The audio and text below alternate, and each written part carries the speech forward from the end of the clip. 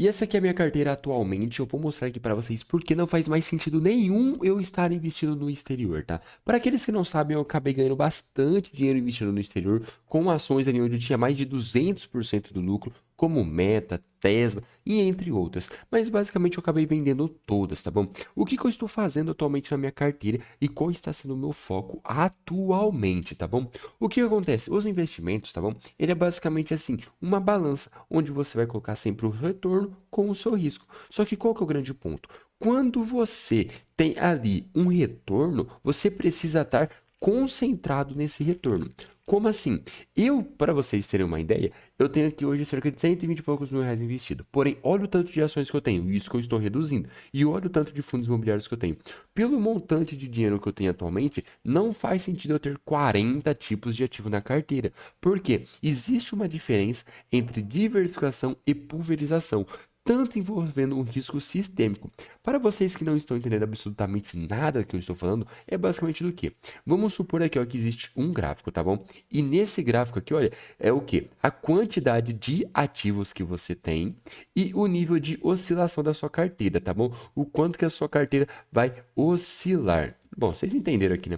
O que que acontece? Quanto mais a quantidade de ativos que você tiver na sua carteira, menor vai ser a sua oscilação. Então, quanto mais ativos você tiver, menos vai acabar oscilando a sua carteira e mais diversificado vai ficar. Só que existe aqui, olha, um nível, tá bom? Que o pessoal não consegue atingir, que é esse nível aqui, olha. Esse nível aqui o pessoal chama do quê? Opa, nossa senhora, ficou pior. Aqui, ó, de risco sistêmico, que é o risco que envolve o sistema inteiro. Então, por mais que você consiga diversificar com 20, 30, 40, 50 ativos na sua carteira, você nunca vai conseguir evitar esse risco, porque esse risco já está embutido em todo e qualquer tipo de investimento. Então não tem como você, por exemplo, prever uma Covid, não tem como você prever um crash da bolsa que nem aconteceu. Então esse tipo de risco não tem o que fazer. Por mais que você tenha 1 milhão de ativos, sempre vai acontecer esse risco que pode influenciar na sua carteira de maneira negativa. Só que qual que é o grande ponto? Eu, por exemplo, tenho aqui as ações ali, por exemplo, da Meta que me deram 200% de lucro. Quando você olha primeiro momento, pode ser um excelente lucro. Só que o que acontece? Eu tinha quanto que eu tinha de dinheiro nela? Eu tinha ali nela cerca ali de 15 dólares, tá bom? Então era muito pouco dinheiro. Então não faz sentido você ter tudo isso daqui de ativos, sendo que você tem pouco dinheiro. A minha carteira já seria o suficiente para quem tem ali 1 milhão de reais pela quantidade de ativos que eu tinha. Então, por mais que eu acertei bons ativos ali que me deram muito lucro, eu acabei ganhando pouco dinheiro.